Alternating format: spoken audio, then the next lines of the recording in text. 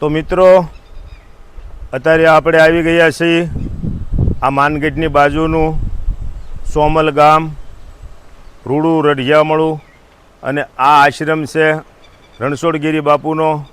તો આપણે આ રણછોડગીરી બાપુના આશ્રમનો વિડીયો બનાવવાનો છે અને વિડીયાનું નામ છે સોમલ દર્શન. તો આપણે પણ સોમલને આખા ગામને લેવાનું છે અને આ આશ્રમના પણ દર્શન બધાને કરાવવાના છે.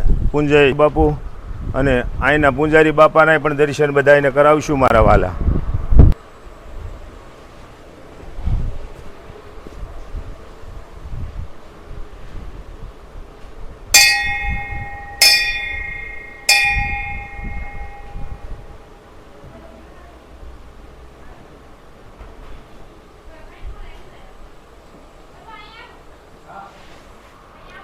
આ પૂંજય રણછોડગીરી બાપુનો ધૂણો છે અને અહીંયા બહુ બાપાએ ભજન કર્યું અને અહીંયા સંતો મહંતો બધા આવી અને બેહતા અને બાપા બધાઈને પ્રસાદ સાપાણી અને પાવન કરી અને એવા અમારે આ સોમલ ગામની અંદર બિરાજમાન એવા અમારે રણછોડગીરી બાપુ જેમ હગાપરાની ધારમાં વિજયગીરી બાપુ છે એવા અમારે આ રણછોડગીરી બાપુના દર્શનનો ભાવિ ભક્તો આપણા બધા યુટ્યુબર મિત્રો કે બધાએ આપણા સ્નેહીને આ સોમલ ગામનો આશ્રમ એટલે પુંજય રણછોડગીરી બાપાનો આશ્રમ. જય રણછોડગીરી બાપુ. કારણ કે આ સોમલની ગામની અંદર આ આશ્રમ રણછોડગીરી બાપુનો જળહળે છે મારા વાલા. અને બીજી આપણે વાત કરીએ તો કોઈ સાધુ સંતો છે એની વાતું અઢળક પડી હોય. કારણ કે સંતોના શરણમાં કાયમ દિવાળી કીધું. કારણ કે એને દિવાળી જ હોય અને કોઈ માણા હારો નબળો એને બધા હારા જ બતાય. એટલે એક દિવસના સમયે આવા અમારે સોમલવાળા રણછોડગીરી બાપુ બેઠા છે અને બજરંગદાસ બાપા આવી અને પડખે બેસી જાય છે. એટલે એ એવું કહેશે કે બાપુ મારે ચા પીવી છે.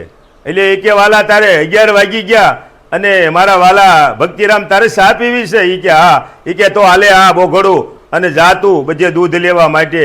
ક્યાંય દૂધ મળ્યું નહીં. 11:30 એ બજરંગદાસ બાપા આવી અને સાના મના બેસી ગયા અને રણછોડગીરી બાપુએ કીધું કે વાલા કેમ ભક્તિરામ સાના મના બેસી ગયા? એ કે બાપા કોઈ નિહળે જઈએ એવો પણ અત્યારે રાતે 11 વાગે 11:30 સુમારે દૂધ ન હોય. તારે કે એ બોઘડું લાવી મારી પાસે. એ પૂનમની રાત હતી અને એ 12 વાગવા આવ્યા અને એ બોઘડું આમ રાખ્યું. આ કોઈ અંધશ્રદ્ધા નથી, આ તો માનવા જેવી વાત છે. એ પૂનમની રાતે એ રણછોડગીરી બાપુ એના ગુરુ મહારાજનો અને ઈશ્વરના પ્રતાપે એ ફીણ વાળી અને એ બોઘડું ભરી દીધું અને બજરંગદાસ બાપાને કીધું કે આપણે તો હવે છે ને મારા વાલા એ કે આ નકરા દૂધનો જ ચા પીવો છે. એવા અમારે આ જળહળતો આશ્રમ એટલે સોમલ ગામની અંદર અમારા રણછોડગીરી બાપુનો એટલે એવી એક આપણે જે બોલાવી કે બાપાને ખબર પડી જાય કે પાલડીથી ઘનશ્યામભાઈ અહીંયા અમારે આશ્રમે વિડીયો બનાવવા આવ્યા છે. બોલો રણછોડગીરી બાપુની જય. જય જય સીતારામ સીતારામ. જય ભોળાનાથ.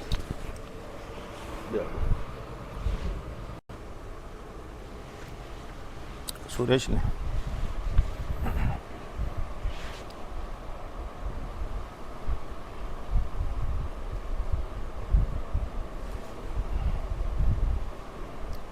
તો મિત્રો આપણે આ રણછોડગીરી બાપુના આશ્રમના દર્શન કર્યા.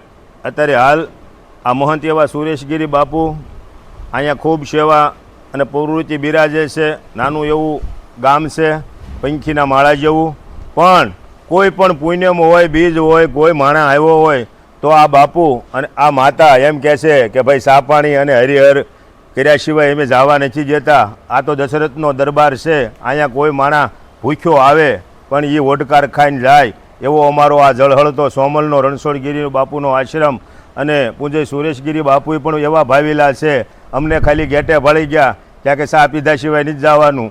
એટલે કીધું બાપુ હવે અમે તો અહીંયા આવ્યા છીએ પણ તમે કે અહીંયા કોઈ પણ આવે એ રોતો આવે પણ રણછોડગીરી બાપાના જ્યાં દર્શન કરે ને એટલે એ હસતો અહીં માનગઢના બસ સ્ટેન્ડમાં કે સોમલના બસ સ્ટેન્ડમાં જઈ અને વાહનમાં બેહે પણ એનું ક્યારેય મુખડું કાળું થાય નહીં એવા અમારે બિરાજતા માતા અને આ સુરેશગીરી બાપુ એવા અમારે આ રણછોડગીરી બાપાનો આશ્રમ એટલે સોમલ ગામની અંદર નાનું એવું પંખીના માળા જેવું ગામ છે, પણ આ વિડીયો બધાય ભાવ અને પ્રેમથી જોજો મારા વાલા.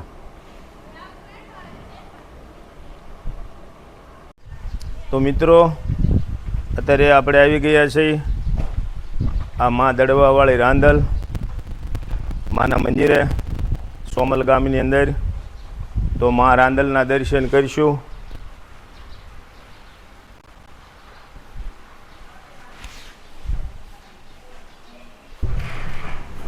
ખોળાનો કુંદનાર જે રનાધે વાંજિયાના મેણા માડી દોયલા. જય મારી માં.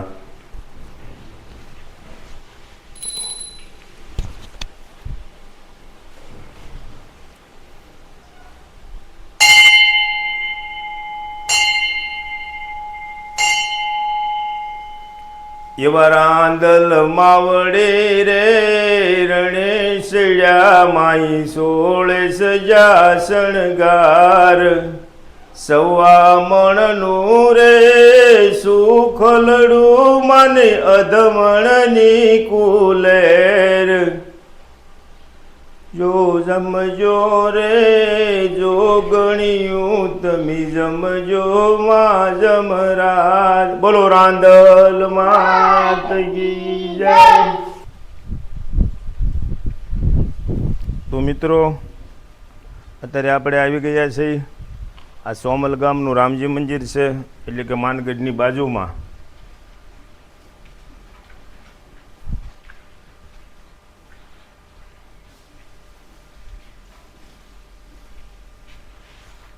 આ રામચંદ્ર ભગવાનનું મંદિર છે.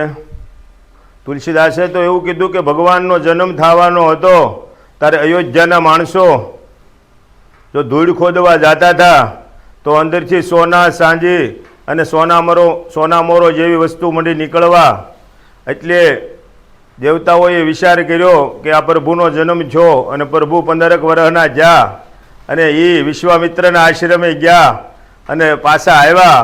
એટલે પર બધાય સંતો સાધુ એ વિચાર કર્યો કે ભગવાન તો પછી આ માયા મોહમાં પડી જાય, એટલે મોકલ્યા કે કોઈ લક્ષ્મીજીને મોકલો, કોઈની બુદ્ધિ ફેરવે, નકર આ પ્રભુ વનમાં જાહે નહીં. એવી રીતે ગાય માતાનો સાથ લઈ અને ભગવાનને રામચંદ્ર પ્રભુને 14 વર્ષનો વનવાસ આપ્યો સંતોએ. કારણ કે એ બધું દુઃખી હતું અને સાંભળ્યું હતું કે રાવણ સાધુ સંતોને મારતો હતો, ભજન કરવા જે એ જગ્યા ઉપર એક એવા ડુંગરની અંદર જાતા સાધુ સંતો તો ભજન કરી શકતા હતા, નકર ભજન નહોતું થતું મારા વાલા. બોલો રામચંદ્ર ભગવાનની જય.